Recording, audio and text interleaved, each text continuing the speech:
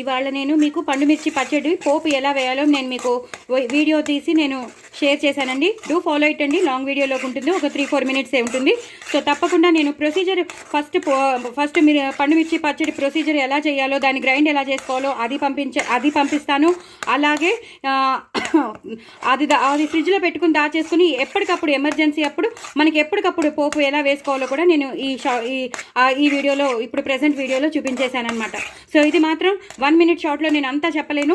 పోపు వేసింది చెప్పాను, ప్రొసీజర్ కూడా నేను మీకు షేర్ చేశాను. డూ ఫాలో ఇట్ అండి. నా ఛానల్ సబ్స్క్రైబ్ చేసుకోండి, సపోర్ట్ చేయండి. వెరీ వెరీ టేస్టీ పండు మిర్చి పచ్చడి చాలా చాలా టెంప్టింగ్గా ఉంది. నేనైతే ఆపుకోలేకపోతున్నాను, మిమ్మల్ని నేను టెంప్ట్ పెట్టేస్తున్నాను. సో మీరు టెంప్ట్ అయిపోండి, చక్కగా చేసుకోండి, ఎంజాయ్ చేయండి, అందరికీ పెట్టండి. చాలా చాలా టేస్టీగా ఉండే పండు మిర్చి పచ్చడి చక్కగా పెరుగన్నంలో నంచుకోండి, వేడి వేడి అన్నంలో తినండి. సూపర్బ్ అంటే సూపర్బ్ ఉంటుంది. నా ఛానల్ని మాత్రం సబ్స్క్రైబ్ చేసుకోవడం మర్చిపోవద్దు, ఓకేనా?